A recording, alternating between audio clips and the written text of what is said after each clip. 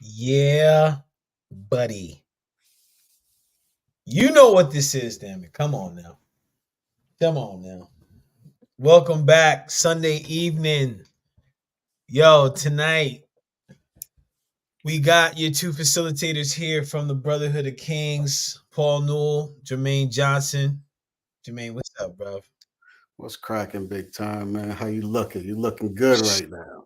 Woo! Feeling excited, bro. So we're almost at the end of the year, man. Yo, new year, new opportunities. I'm excited for you on the news that you told me before we got on the call. I'm like, yo, I'm excited for you because that's like, yes. And man, look, man, and also I'm excited because I saw in the backstage we had Coach Michael Taylor here joining us too. Bless up, bless up, bless up. Yes. Welcome back. Yes, Coach Taylor, what's up, man? Oh man, we're just trying to get back in the groove here. I'm about honeydewed out. Man, I've been honeydewing it for the last couple of weeks. But the well, crib the ladies crib and is the gentlemen, crib is looking uh, good though. Crib is looking good. ladies and gentlemen, what Michael Teller was just telling you about is something we will talk about today called social capital. He's building it with his wife, and he's building honeydew list capital. Yes, we're going to be talking about all that tonight in our call to in this YouTube live. So welcome, welcome, welcome. If it's the first time you're joining us, welcome to the Brotherhood of Kings Sunday night live conversations. If you're returning, thank you, thank you, thank you again for subscribing. If you have yet to subscribe, subscribe, hitting the like button is supporting and watching these videos. So tonight we're going to be talking about a conversation we actually started talking about last week when we were talking about wealth plan. Well, everybody in the BKC, this conversation has been a hot topic, expanding and creating a lot of different space, and also is challenging the belief system that we have. I'm going to speak for myself that I have around finances and also other forms of capital, which is the topic that was brought up in conversation um, on Saturday's call. So we're going to be talking about all that. If you're a person that's like you're thinking about already 2024 and like some certain things you want to have in 2024, stay tuned. This is the episode for you. Before we get into it, let's check in with my guys. So Jermaine, Coach Taylor, Jermaine, why don't you check in first? How you feeling? How you living? And what's the vibe that you got from Wednesday's call, or not Wednesday, actually Wednesday and Saturday's call around this topic. Oh yeah, we knocking two of them out a week now, bro. So yeah, man. Yes, sir. So I'm in my Godfather zone right now, man. I'm just sitting on the couch, relaxing. You know, the computer is to my side instead of to my front. A lot of times I like to switch it up so that it doesn't always feel like I'm on Zoom or I'm on the computer. So a little bit more relaxed, man. And it falls right in line with what we were talking about all week, right? This idea of wealth and where do we recognize in our lives um, that we reap the benefits from investments we make, whether it's financial, social, like you talked about with Coach and what he's doing with his wife. And Makah, one of the facilitators on BKC, introduced the 8 ways, right? The 8 different levels of identifying that capital. So yeah, I'm in that zone, man. I'm ready to dive into it and just see what might come up that's new, because it's always something new with me. So yeah, bro, I'm in with that. Let's get it going. My God, thanks, Jermaine. Bless up, King. Bless up. Coach Taylor, man, blessings. Good to see you. Fresh off another completion on the honeydew list. Why don't you check in, bro? Check in, like how you feeling, how you living, and man, what's been your vibe around the conversations we've been having in the WhatsApp chat and also what we've talked about last week? Tell us about where you are with that, man. All right, so Coach Taylor checking in from Houston, Texas. feeling grounded, feeling excited, optimistic about 2024, what we're going to be doing with BKC, a lot of seeds that I've planted in my own business. So I'm pretty excited about that. In terms of the wealth conversation, every year I pick a word, my word for the year, and I try to focus my attention on that particular word. And my word for 2024 is abundance. And abundance means a lot of different things. But for me, it's abundance in all areas of my life: physical, emotional, psychological, financially, just pure abundance, meaning I have more than I need. And I was thinking about our conversation from last Sunday about wealth, and I made the comment about exponential growth. And I asked the question, would you rather receive a penny a day compounded linearly? I mean, $1 a day compounded linearly, or a penny a day compounded exponentially? Now, most people, when they think, okay, so $1 a day, 30 days, I'll have $30, right? A penny a day, people start thinking, well, man, that's not a lot of money. I don't want a penny a day. No, I'll take the $1 a day. Well, I actually ran the numbers just to kind of put it in context. But if you took a penny a day for 30 days, after and it compounds exponentially, means every day it doubles. Okay, that's what I mean exponentially. And if you took a penny a day for 30 days, you would have $5,368,709.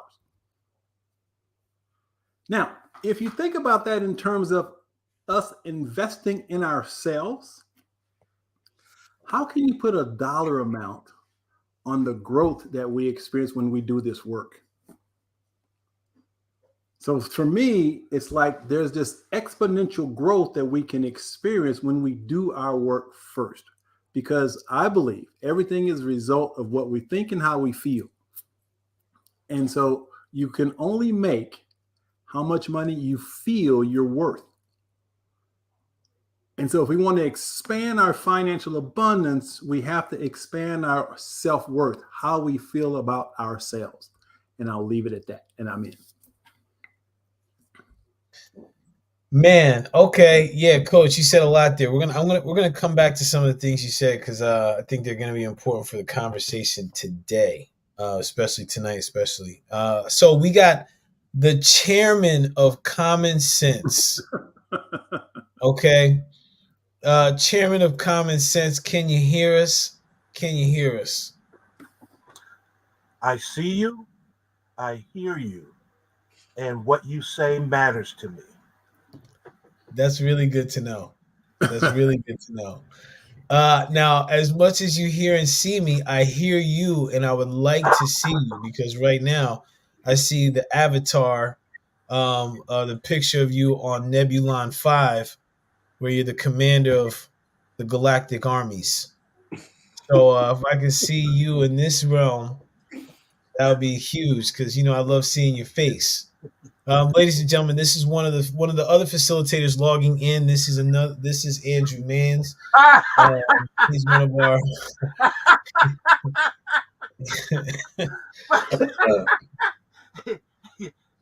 Yeah. You've been hanging out with Jermaine. He likes to bust me. Yeah. Yep. That's right. That's right. Yeah. I'd like to bring you out from your superstar status, or your superhero status. There he is. Yes. Yes. We see the face. So, Andrew, welcome, welcome, welcome to the panel for Sunday night. It's your first time. Welcome. Yay. Good to have you amongst other facilitators of the group, and great to have you in this conversation. Listen, man, before we dive in, by the way, we're live on Facebook and live on YouTube. Blessings to all that are watching and attending. Andrew, before we dive in, because I have some questions on what I heard in the check-ins before and also the previous week's call. Check in with how you're feeling, how you're living, and what are the three words that come to your mind when you hear the word wealth?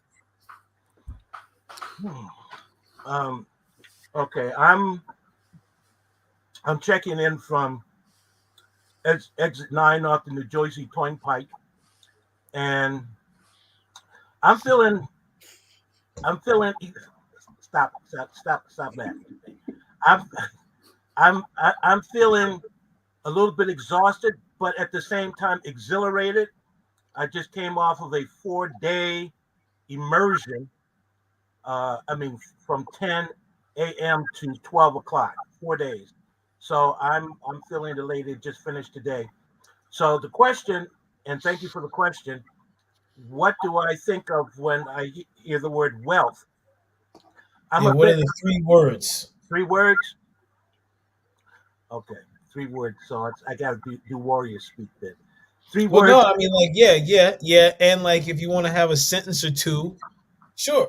But Okay. I'm interested to hear your 3 words. Yes, I see you got the clock running. So I do. so no, the first and foremost for me is relationships, curiosity, and authenticity.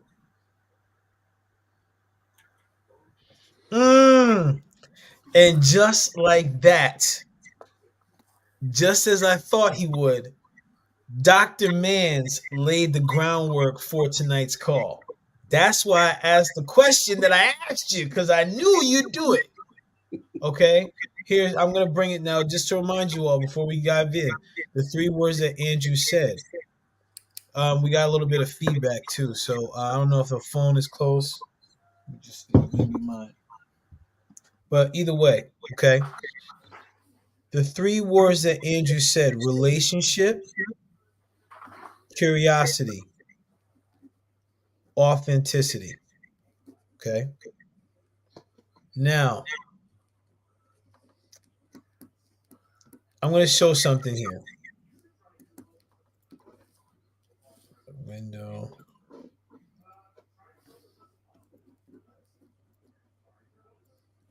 Let me know when you can see that. Can everybody see that? Yes. And I'm just going to cancel.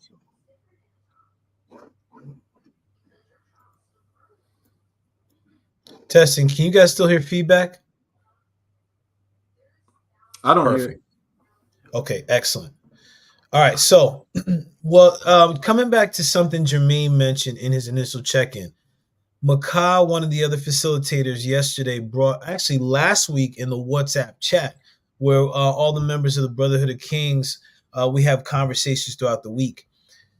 Makai brought this into the conversation. This, my friends, is the 8 forms of capital. So one of the questions that Makai asked, or one of the things that he was bringing up, is we talked about, what's capital, right? Because we've been talking about the wealth conversation, and people also mention, as Coach mentioned, like that spiritual capital, like, there's more than money, things like this, right? And one of the things that's important, we did mention, we really started to break down financial capital, and we also started to dive into compounding, that terminology as Coach brought up about the compound interest and just compounding in general. So these are the 8 questions, or 8 forms of capital. I'm going to go around very pretty quickly, and then we're going to dive into this a little bit more. So starting off with the experiential, I'm going to start at the top, work my way around. So the experiential, hold on one second. Yeah, so the experiential is the capital of the experience of past projects and training. So any of the wisdom that you've extracted from any of your past jobs, experiences, like maybe speeches or anything that you've done, this is your capital that you've accumulated in those past events and training. Moving on to your intellectual capital, this is the capital that you've earned from your trainings, from like you taking in extra knowledge. Hey, Paul, could a book be included? Yes, it could. I'm glad you asked that question. So, like, anytime you put towards that, if it's financial, if you put money towards like an education or a class or something, that's intellectual capital.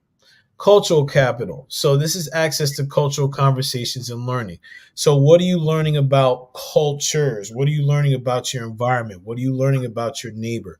What are you learning about people that are different than you, and how are you accessing those things? That's how you develop cultural capital. Well, that's my version of it. At least it made me something different to you, and all these made me something different to you. I'm just going based on the diagram. Social capital. Hey, this is the capital that you earn from the strength of your friends and your family and your social circles. Okay, your network is your net worth. Spiritual, that your health in body, mind, and spirit. Okay, that's the collection, because we have a physical part of this, right? We have the physical aspect of capital, but this is talking about how all those, like your physical, your mental, and your spiritual, how they all come together, and what's the health of all of them combined. That's how you earn capital here. Living capital, this specifically is your physical health.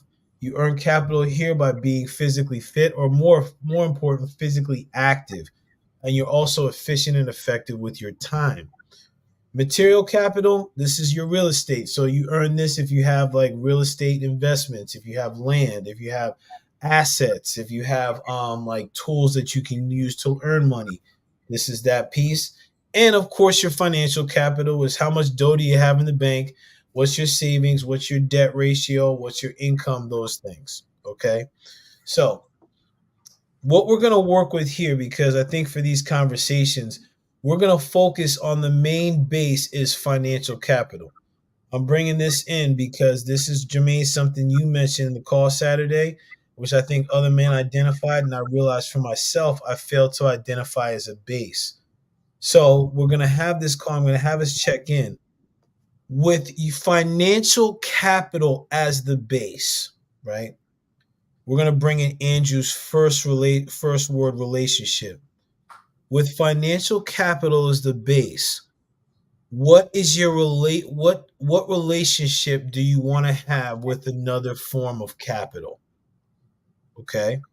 So, with financial capital as your base, what relationship do you want to build, or what other capital, or what relationship with another capital do you want to build? All right? So, I'm going to model this. Paul, with financial capital as my base, meaning that my main focus is to earn capital, finances, to fund other things. In this case, with financial capital as my base, I want to use this to strengthen my relationship with. Oh, damn. I probably should have thought about this before I asked, but it's all good. We're on the fly.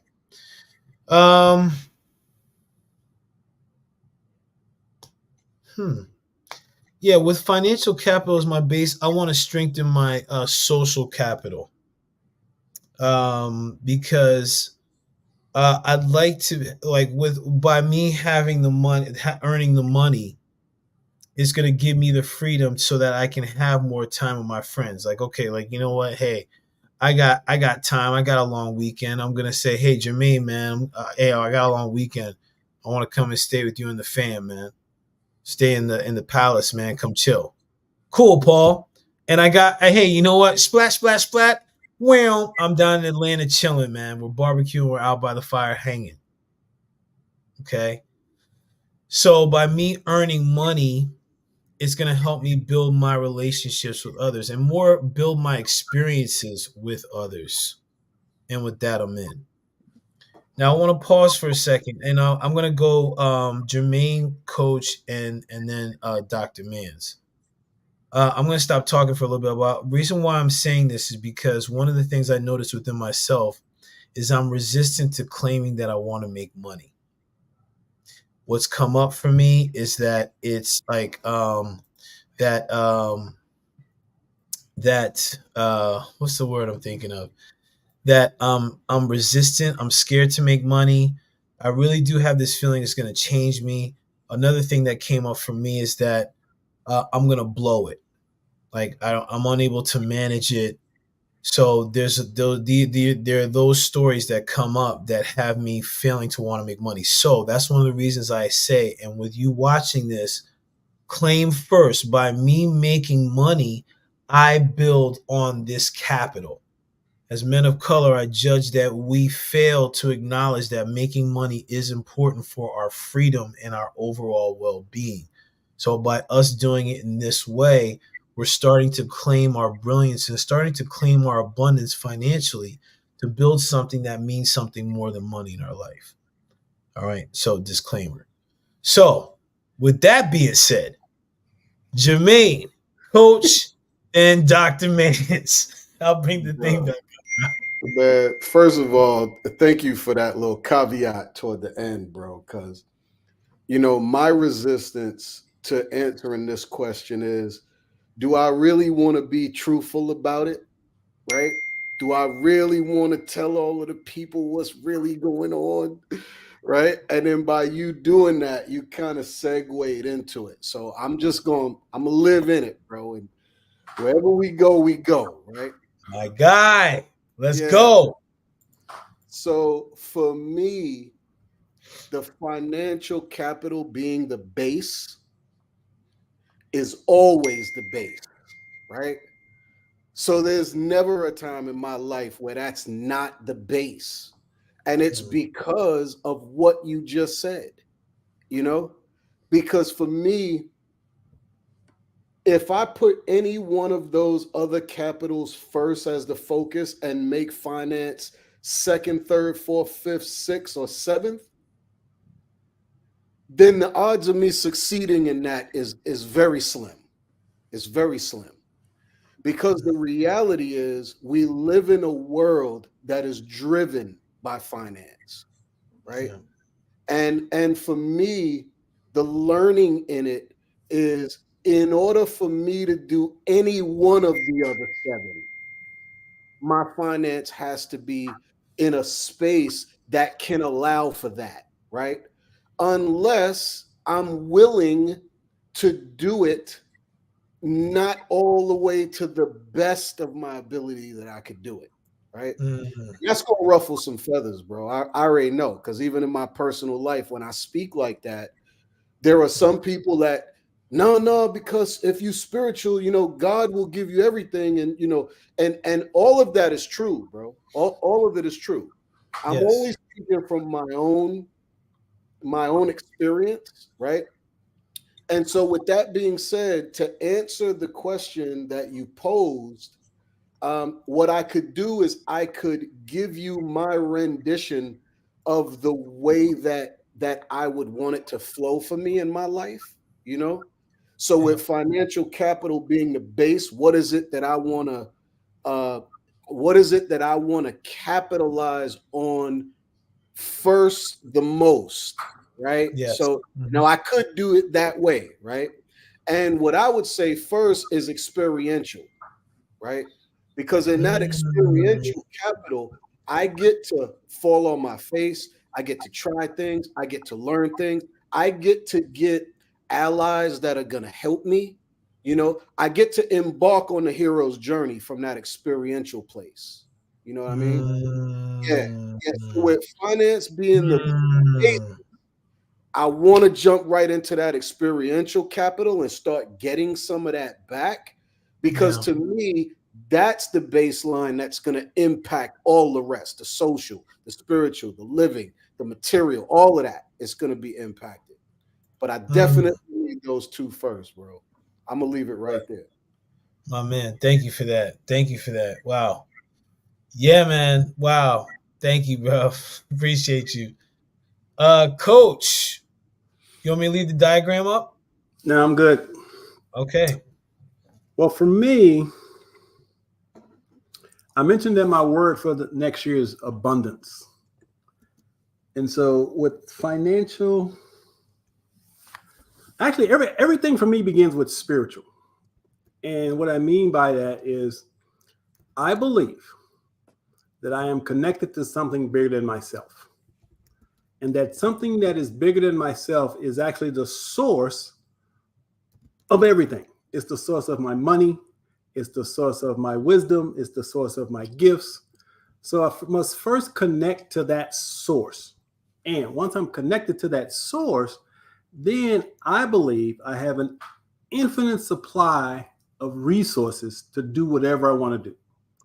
So for me, I want to be able to one day say that I'm a billionaire. Now, my definition of a billionaire is someone who positively impacts the lives of 1 billion people. Mm-hmm. So I'm driven by the spiritual aspect of it, meaning my source is using me to help make the world a better place. And in doing so, there is no way that my bank account shouldn't reflect what I'm contributing to society. So imagine that. If I can impact 1 billion people's lives through my books, through my workshops, through whatever I'm doing, there's no way the universe isn't going to support me financially with money. But it's still driven by the spiritual, which is I am simply expressing that which is my source, which I choose to call divine intelligence.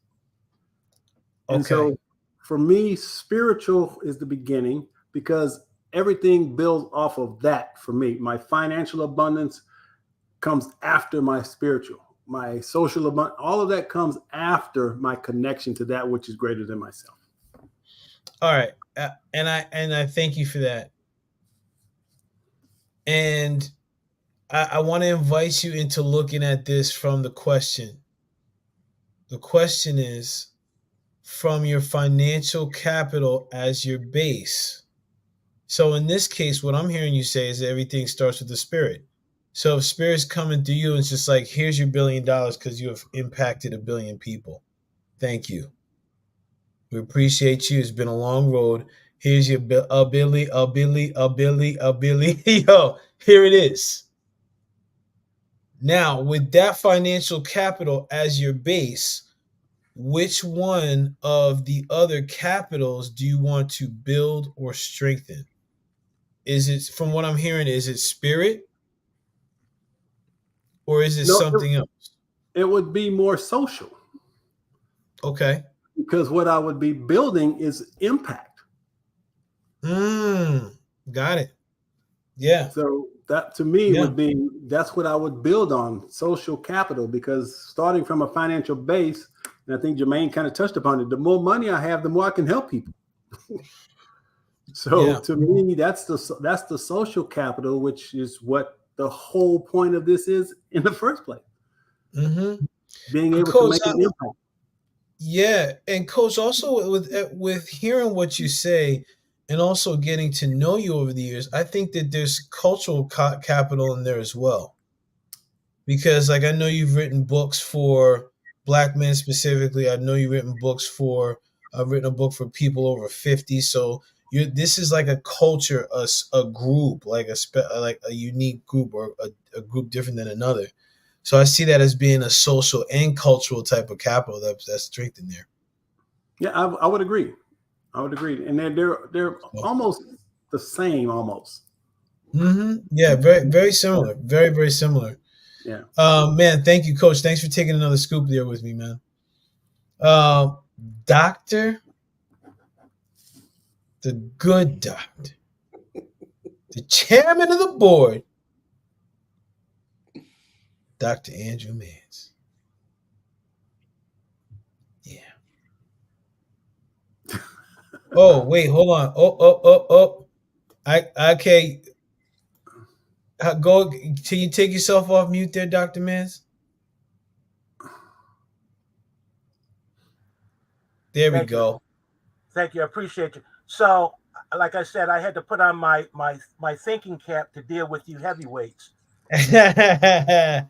And, and, and one of the lessons I learned from Dr. J over here is history.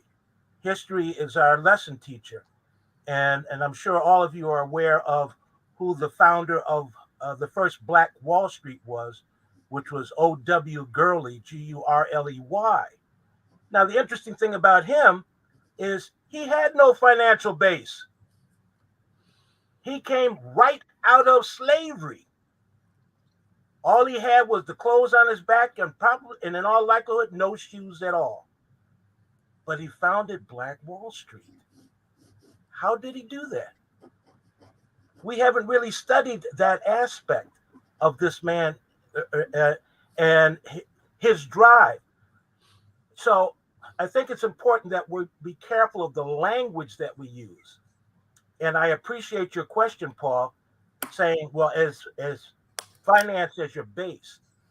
I would suggest in looking at history, particularly Black men in history, that finances was not the base, but the goal. And how they implemented that was with the social. And the social is much more expansive and a great treatment of understanding the value and importance of social, well, I shouldn't say social, but of long-term mutually beneficial relationships, Mm-hmm. which is about building community. Mm-hmm. A great resource is Dr. George Fraser's book, Success Runs in Our Race. That came out several years ago, but powerful, powerful even to today. And that lays out the value and importance of networking, which we really haven't figured out yet. We don't understand the value of it. We see it on the surface, but it's much deeper. So for me, finance is the goal, and what supports it is community and people that in that community that have a vision and are motivated by something other than themselves. You can only go but so far when it's all about me, myself, and I. And that's what this culture does. Oh well, you've got you've got a you had a Black president, so it's the individualism. Well, how did our community rise higher as a result of a Black president? Financially, economically, did we really? Well, when you track out how many lives were taken over those 8 years in Chicago, in New Orleans and Baton Rouge, of lives being taken, some tough issues.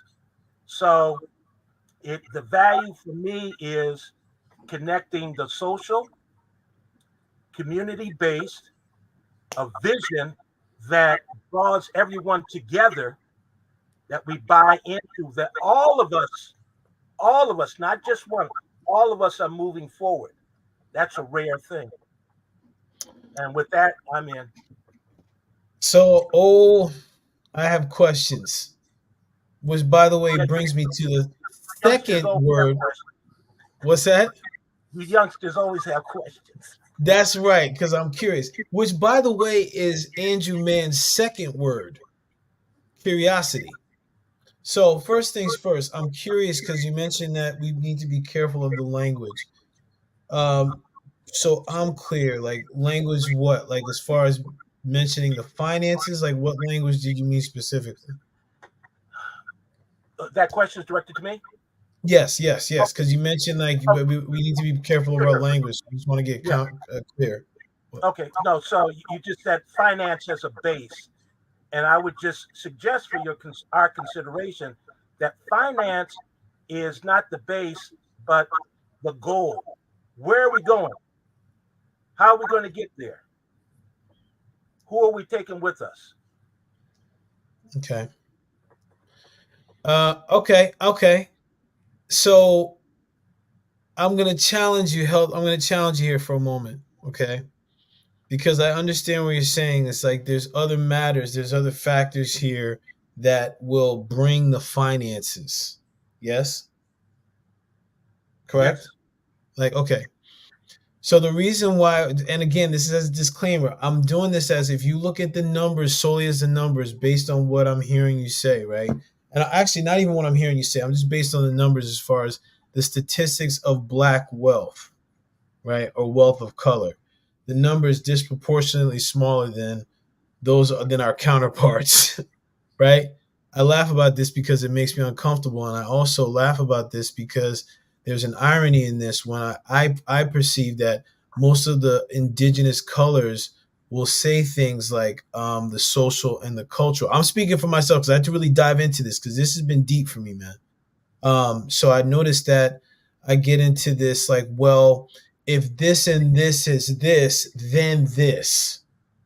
Like almost like, okay, hey, fire, give me the heat, and then I'm gonna give you some wood. Where it's like me, like, okay, I want the heat before I get the finances. No, the finances is me putting in, chopping the wood, and then putting the fire. Now I'm getting the heat, which is the impact, right? So the reason why I say the finances as a base is because it's just a thought shift, because I think that the majority of our thoughts are on doing the good thing first, then we get the reward. Well, what I'm saying is having the rewards. And yes, that's the end goal, like so I can have the freedom. Yet at the same time, that financial capital is basically the ability to pay your bills, the ability to like, not stress or live paycheck to paycheck. There's certain things that because us being able, or I'll speak for myself, me living paycheck to paycheck and constantly budgeting, that's a stressor. Once I know it's like, oh, I got a little breathing room, now I'm more comfortable. That's the only reason why I'm mentioning the finances first. So I just want to check in with you on that, like as far as my reasoning, and I'm still taking in your response because I'm appreciative of that. But I just wanted to check in on and let you and talk to you about that. Make sense? Yes, it makes sense, and just hear me. This is a conversation, and Yeah. and collectively where if you can imagine, and I don't have it in front of me, but if you can imagine the Rubik's Cube, Mm-hmm. and if I'm showing you the Rubik's Cube, you can see one, maybe two sides of the Rubik's Cube. But Mm-hmm. I can see two sides that you cannot see. But Mm-hmm. what happens when we share the information that we have? We can see more of the object than us individually. And so Mm-hmm. that's the value of sharing information and networking because our perspectives are different, but collectively we can see more of the situation. The challenge is, from my experience, is that many folk who have made it to the top will refuse to share the information and open the door for others to come in. Mm-hmm. That that's Mm-hmm. Okay. that's your experience may be different, and you can put the qualifier there, but history Yeah. seems to bear it out if we go beneath the surface. Yeah, thank you for that. And that actually led me to the other two questions I have for you. One was like, and based on what I heard you just say, is actually what I heard you just say. Is that an example of the social capital where you're talking about the networking and the because what I was also hearing you say is like you prefer to actually switch the question so the language is using the social capital as the base. Like how are we connecting and networking? Am I hearing this right? Am I hearing that Uh, right? no, just the language of that finance is not the base, but Hmm. the goal. Right. And So and what you how you checked in, what would you say is the base for you? social, because if Got you you. Okay.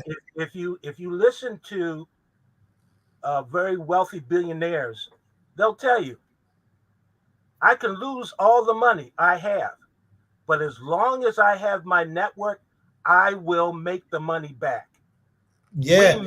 we miss that.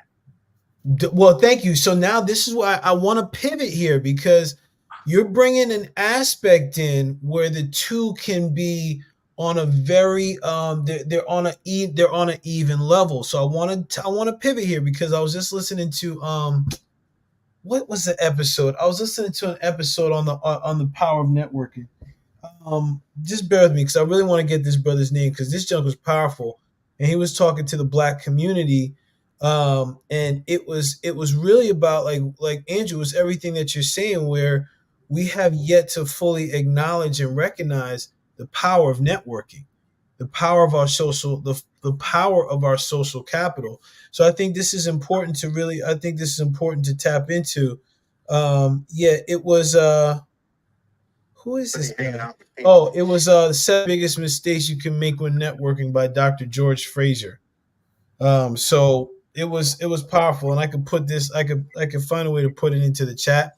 To those watching, welcome. If you have a comment of what you're hearing or question, leave it in the chat so we could chop it and bring it into the circle. So, Dr. Mins, I want to check in, and I want to check in with all of us because we all, in our own way, have developed and built a network outside of this network that we've created with each other. So, can we share here with the audience, like, what are some of the benefits and values that you see or have leveraged in your relationships?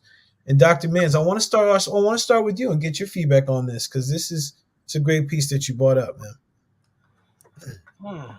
Well, I'm sure that all of you at some point in time have seen the movie The Karate Kid, the first one. For me, that's one of the greatest movies of coaching and mentoring, and that's a piece that's missing for us to go to elevate to the next level. We don't have an accountability piece, and we don't have someone that's stretching us to help us to realize our value, our worth, and the richness that we have internally. The culture that we currently live in focuses on one thing. Oh, well, what's your IQ? Your IQ is 145. That's the value. Nah, that's only a part of it. That when the educational system focuses on the brain, it cuts us off from our spirit and the heart. The heart has a brain, and that's what when you connect all three, then that's real power. But we're disconnected from that. That's why the decisions that we make are not complete. They look good, they sound good, they're short term, they're not long term. And so when you have someone who founded Black Wall Street, he was doing it from his heart because he came from a place of nothing, and he looked around and he saw his people, his family had nothing, and made a decision. We've got to put down a stake somewhere. And I have to give honor and respect to all of those ancestors that built Black towns that, were put underwater. Mm, The land was stolen. So there's a whole host of things. We understood wealth, or our ancestors understood wealth back then, but not yeah, now. If we've become a consumer class, you got to hear that, because when you mm, look at the data on the overall wealth of money coming in to the Black community, we're larger than many third world countries financially, but we yeah. spend it on, what do you call it? What's that stuff that you drink, Jermaine? The is it Brute or Cristal and that kind of stuff? And I, This I, guy. I'm just joking. But the point is that we we spend money to look good and to present an image that we're successful. People Mhm. like William Buffett, they said, I don't need to do that, and I'm And wealthy. William Buffett is who? Who's William Buffett? William Buffett. Oh, Buffett is Buffett. Buffett. Who? Buffett. Oh, Warren. Okay. I Warren want to Buffett. pause you for a second. Warren Buffett. Yeah, I want to pause you for a second because I want to come back to something that you mentioned earlier about the founder of Black Wall Street. Before we have Coach check-in, I want you to, if you can, please share from your perspective, what is it that he had? Like, what capital do you see him having that sparked the creation of Black Wall Street? Uh, since I may look old, but I'm not that old where I would have had a conversation with him. But I get that, and you're a wise man. So, and I well, know you're analytical. So, I know you have this. I know you probably got 12 factors in your mind right now, son. So, try to tell me. So, give me at least the top two. I'm grateful, and I honor you, my friend. Um, but I think that for the sake of time, I think my sense with him and many of the brave souls that joined him in that venture was that they could see beyond their immediate situation. they did not allow, or they did not permit, we got nothing, to freeze their brain and do nothing. They said collectively, we can do some stuff. And they remembered, most likely, what it was like uh, in the land that they were taken from. So that, because they were, if you think about it, we came from builders. Who built the pyramid? They still haven't figured out today how that was done. Man, thank you for that. I wanna go so much further into this, and we may have to have another session on just this piece. Andrew, what I'm hearing you say, bro, is there were really three forms of capital that they may have really tapped into to create create Black Wall Street. And what I'm hearing is the social capital that you mentioned before. I'm also hearing a cultural capital, and I'm hearing an intellectual capital, because they had know-how, they knew how to build, they knew how to create something.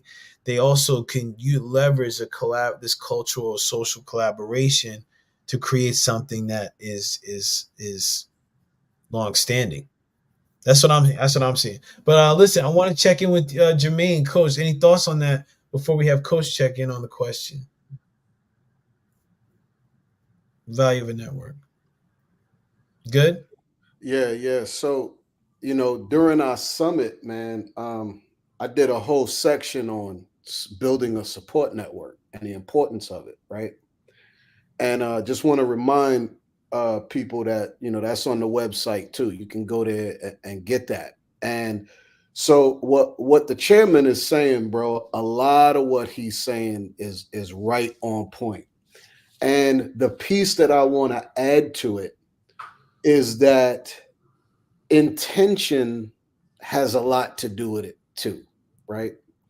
It's like, it's easy for us to play with words and play with definitions. And really, when it boils down to it, it's like, if I'm coming out of slavery, I'm trying to think about, oh man, did I just log out? Oh, Yeah, I hear you. I oh, can you hear can. you. I don't know what Yeah, just I happened. see you too. You can see me? Yeah. Oh, okay, cool. I don't know what just happened. But anyway, when I think about Mr. Gurley, and there's not a lot about him that I could find. But I like the chairman here have looked him up, and it's a really impressive story.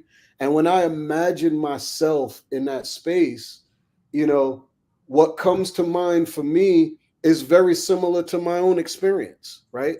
Is that all my life, people have told me what I couldn't and couldn't do. Socially, because of where I was born and what I looked like and my financial status of my family, for me to achieve what I achieved today was like unheard of back then. And so people didn't know how to deal with that, right? So it was part of them that wanted to steer me in the right direction so I wouldn't crash and burn. I get that part. And then there was some people who just couldn't fathom the type of success that a young inner city poor kid could achieve, right?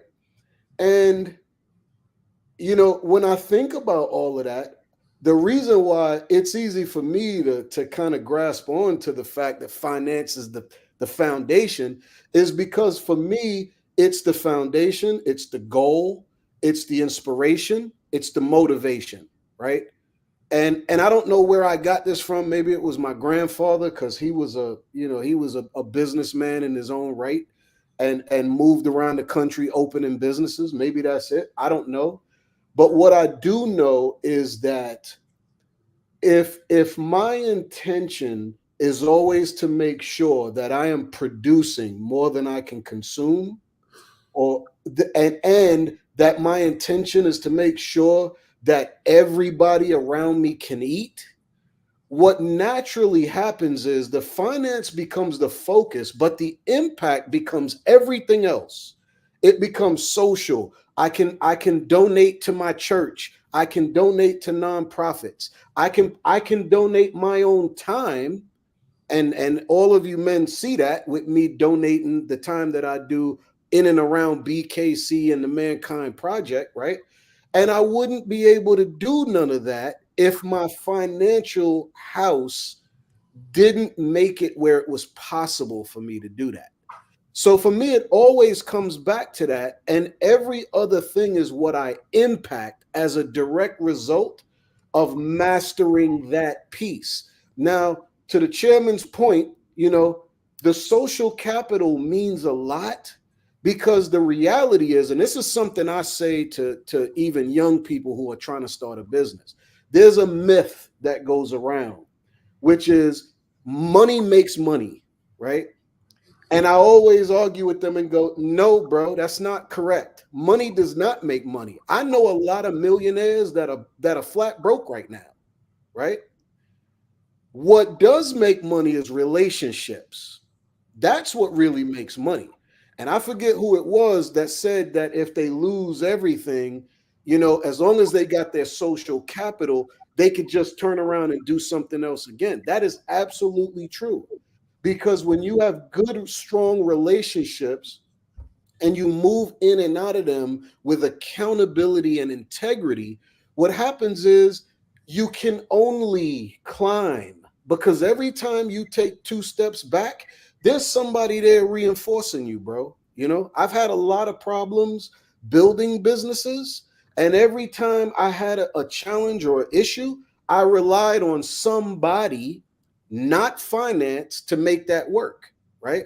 So there is a big piece in that, but the focus and the intention is always around the financial stability first, because unless I do that, I'm pigeonholed to what I can and cannot do. I'm stuck putting 8 hours of my time in someone else's business, right, as opposed to my own. I'm stuck taking the amount of time given to me, whether that's a week of vacation every year or sick pay or, whatever that might look like. I'm really pigeonholed to what someone else does for me. But when I'm financially secure and I'm sitting on being in a space where my finances are completely in order, then, bro, I create my own time. And the impact that has on everybody else is huge, because I get to really do the reaching out and the touching and the doing the things I really want to do in a big way. It doesn't have to be pigeonholed by the small boundaries that other people put around me. And so I hope that really makes sense, man. In my head, this shit's like it's like a well-oiled machine, but sometimes when it comes out, it kind of rubs people the wrong way, or they don't really understand it. And my intention is not to force it on you. My intention is to get people to see that finance is not bad, that if I pursue finance, that doesn't mean that I sacrifice my family. There's a balance in everything, and too much of anything is always bad. But once I get to that place that I could be in, bro, it sky's the limit to what I can produce. So I'm in with that, bro. Bless up, King. Thank you for that. Yeah, and your check-in. I'm thinking that based on this question, your check-in sparked a question from Get De Niro Levered. Thank you for checking in. Thanks for the question. Yeah, he's got two good. I mean, they've got two good questions. Is it possible to build solid relationships without money, assets, or some type of skill? Yeah, I mean, yes. I mean, I guess that's a really good question, and I really think it depends on the person. But I know, Coach, it's been a while since we heard you chat. And is it a bad idea to build a business around relationships? Wow, these are great questions. Yeah, guys, on the facilitator on the panel, if you want to type in a chat a response. And Coach, what's your thoughts on this? And I'm interested to know your thoughts on the value of networking and social connections. Well, again, relationships really kind of sum it all up. And networking is about relationships. And someone mentioned George Fraser. and his book Success Runs in Our Race. Mm. And when he first wrote that book, I went to a book signing to meet the guy because I was so moved by what I heard him say in terms of Black people coming together and collaborating and working together. And that was the way for us to create financial independence. So I go to this book signing. And after the book signing, I go up to the guy. I said, look, sign my book and everything. I said, man, I was really inspired by what you were saying. And I had just written my first book. And I said, man, I really, if you could, spare just a couple of minutes of your time, I'd love to just kind of chat with you. And, you're an author, blah, blah, blah. He says, look, he hands me a business card. He says, call me. Let's talk. Now, I'm just an ordinary guy at a book signing. But this man walks his talk. I called him. We stayed on the phone for 1 hour. And he was telling me, Michael, the game is networking. He says, now, you were courageous enough to even ask me for my number. He says, most guys won't even do that. So kudos to you for the courage to speak up and ask. He says, but this is how we build our communities. Collaboration. So I am driven by, the social capital of wanting to impact as many lives as possible. But the challenge is, how do we get other people to come in to follow what I'm trying to put out there? And that's the real challenge. But that's why I do what I do. I know that it's not my job to make people do what I say, but it's my job to share lessons, to share wisdom. And that's how I get my financial reward, or my, not financial, but my social reward. When I have somebody says, Michael, man, I read your book. I loved it. It helped me. That is, I can't put words on that, but to tie it all back together, it's really, I think the key word is collaboration, especially among men of color, and how we have to be willing to come together. That's what I love about our little group. We came together with the same intention, to empower Black men and men of color. That was our intention. And we were brought together to do that. And we are doing that in a lot of different ways. And so that piece of it is, to me, it's critical. Is having the support system, the networks to help you achieve whatever financial goals you may have. Because it's been said that there's never been a lack of resources. There's only been a lack of resourcefulness. Networking gives you the resources, but you have to be resourceful to take advantage of those resources. And a lot of us aren't willing to do that. Man, thank you, Coach. Resourcefulness. Coach, you said a lot there, man.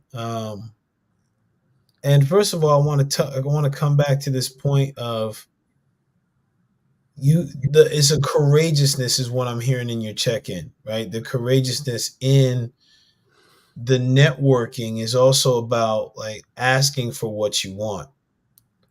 And I'm hearing that in like how you approach the George Fraser situation, and also like about building business and networking is about knowing what, like, first being on the same page, right? Having the same, if not a similar intention, and then being able to know what are the ways that I need support, or what are the ways I can get supported.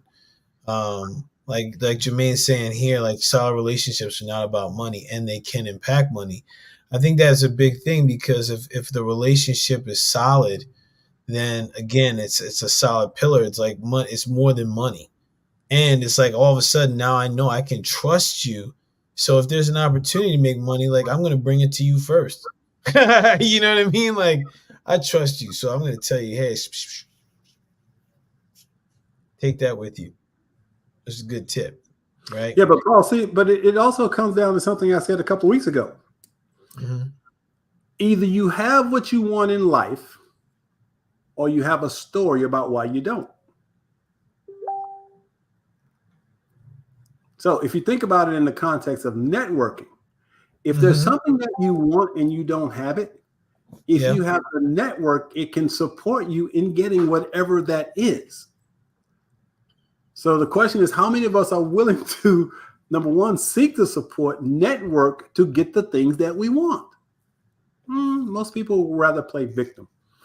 But you know what, too, coach, too, most people that I encounter, the challenge is in identifying the pieces they need. It's not really That's that they don't want it, right? thank It's you. I want to do XYZ. What are the pieces that I can identify in another human being, right? That would be willing to give me those pieces. That's where the skill is, right? The skill is in the recognition of it. And to do that, it comes back to the work that we do, right? Everything comes back to men's work, bro. I don't care how we cut it up, right? Absolutely. So when I am self-aware and I trust my intuition, I then begin recognizing who and what is around me in terms of a resource, right? That comes up for me a lot, man. When people ask me certain things and then I give them some little tidbits, they go, "Well, how will I recognize it when I see it?" Mm. Right? And that's an actual skill, bro. And we in the Mankind Project and in the Brotherhood of Kings, in our leadership pieces that we teach, that's a big part of the leadership piece, is identifying mentors, right? Engaging in accountability contracts with mentors, and for what time period, right? And the accountability and integrity piece is all built in, and it all comes back to finance, bro. It all comes back to impacting social networks, everything that brother Andrew was just talking about. It encompasses all of those things at one time. Yeah. Mm. And Yeah, resourcefulness does come thank you. from men's work, self-awareness. That's where resourcefulness comes from. Self-awareness and self-discipline. Big time, Yeah, man. Thank you, man. if I could just chime in, Yeah. I know that I'm going to pay for this in the long run, but Jermaine made a very subtle nuance here that is not in the mix but needs to be, and he mentioned leadership. Leadership is key. Not the kind of leadership that, hi, I'm the boss, I'm the president. I'm not talking about that kind of leadership. Lead, Leadership rises and falls on influence. And a leader is always looking to his people to make sure that they are taken care of. And that is a part of what Jermaine said about men's work, learning to breathe in, to walk into our lost birthright, which is leadership. And with that, I'm out. So wait, hold on. So I want to check in because like this is a great point here, and you mentioned that like it's one of the things that fails to get mentioned about leadership. What type of leadership? Because what I'm hearing and what you're saying is like a leader of influence. But like, what type of leadership do you see is relevant or needed in order for this to be able to move forward, move through? Well, there's an old adage that says if you want to hide something from a black man, you do what? You put it in a book. And there is a book written by an amazing brother who had less than a 10th grade education, built businesses when there was no minority set aside, built successful businesses when there were no black elected politicians. How did he do it? Well, he asked himself the question, what do my people need? And he built businesses around that, slowly, incrementally. But when he died at about 100, maybe 103 years old, he died with a personal fortune of $130 million. And who was that? A.G. Gaston out of Alabama. And his niece wrote a book about him, right? I went to buy the book. You know what they were promoting? And I had to dig to find this brand new book at Barnes and Nobles. The book was hidden, and what was on the top shelf was Oprah's latest book. So we are being programmed, and we don't realize it. We gave up our common sense and our critical thinking. And I know that's going to cause some problems for BKC, but you asked me the question. Well, I still, yeah, I do. I'm still curious as to like what your answer, what your response is, though, because like like what I'm hearing about with that gentleman is like he left the education, but what type of leadership is that? Is that because I want people like as they're watching this, because like if we're looking to create solutions here, right? What could something look like? So at least we start to expand the mindset of like, okay, this is the type of leadership that's necessary to leverage the social capital, cultural capital for that financial piece. So what would be some characteristics that you could think of? And maybe you say, hey, I gotta think about it. I don't know. I'm just like I'm curious as to like this is a great combo right now. Yeah, no, I'm on fire this week, so I already have the answer. But I think based on the things that Jermaine said earlier, this needs to be an additional part 2 and a part 3 because we've only scratched the surface. But to answer your question directly, what you need to look for are men who are of good character, integrity, authenticity, and what's the other piece I'm thinking of? That are other directed, not self-directed. So AJ Gasson always asked the question, what do my people need? He didn't say, well, my ultimate goal is me, myself, and I. He didn't say that. Thank you. But as a result of being a true servant leader. That's what I was looking for. Okay. And you can hear that because our current, well, I've answered the question. I don't want to go any further. Yo, I'm about to get him to go in. I'm going to get you next time, Chairman. Paul, I'm going to get you. Yeah. So, Paul, 2 quick thoughts on leadership. First of all, yeah, please. A leader is not someone who has the most followers, but one who creates the most leaders. Secondly, a leader doesn't say, follow me. A leader says, I'll go first. Think about that one. So the question we have to ask ourselves is, how are we leading?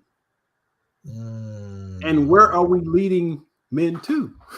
I'm gonna share with you something that a leader from the Mankind Project shared with me a couple weeks ago. He said, the difference in leaders is motivation versus inspiration, right? And this was real deep for me.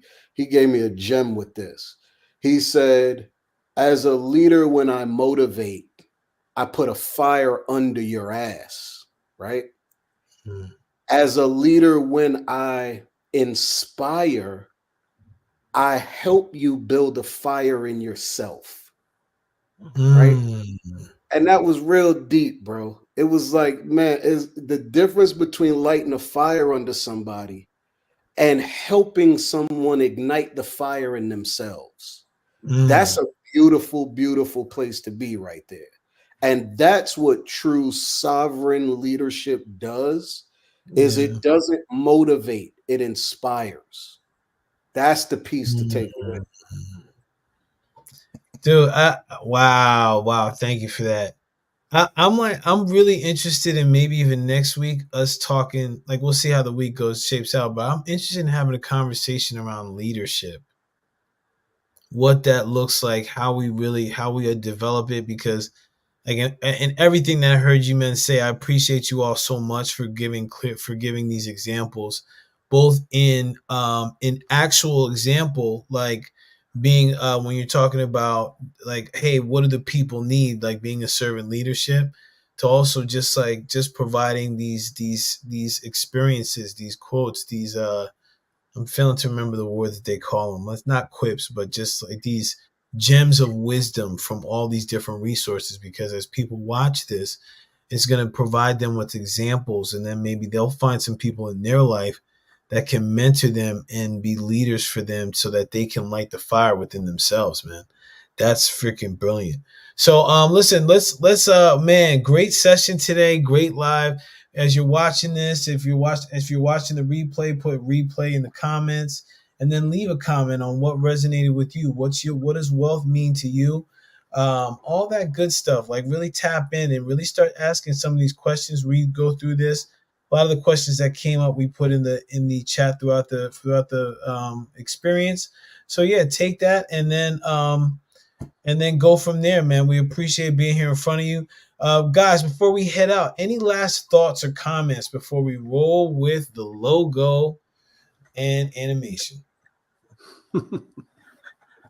I'm just glad that you picked up on the value and importance of branding. Absolutely. And I we're learning. What? We're learning. Me? Oh, you're learning. Yes, absolutely. But I want to give a shout out to Brother Makah for sharing that graph with us. That graphic, amazing stuff. That brother is heavy, and I should say Dr. Makah. You know, give him his respect. Bless up. Jermaine, Coach, any last words before we close out? I'm good. I'm just waiting for you to do your version of the BKC Jam. Oh yeah, that's coming next week. Right in time for Christmas. Yeah, this Christmas. And listen, speaking of, next week is Christmas Eve. So as we have Christmas Eve coming up, I don't know. We'll see how it goes. Maybe we do a different day, but as of right now, yeah, it's still set for 8 p.m. You're most likely gonna be on your families, so we can keep it short and sweet. Actually, guys, what do you think? You want to have next week, or you want to move? Because even after that is New Year's Eve. So what are we thinking here, guys? We want to continue. We want to bring them the goodness before the holiday. I think we off for 2 weeks, and we give everybody a chance to catch up on all these videos. There you go. And so it is, and so it is, and so it is. So with that said, everyone, thank you for riding with us 2023, and buckle up your seatbelt and your chin strap for where we're going in 2024. We appreciate you all. Hit the like button, subscribe, share this with friends. These are valuable conversations that we're coming into 2024 hot. And with that said, bless up, everybody.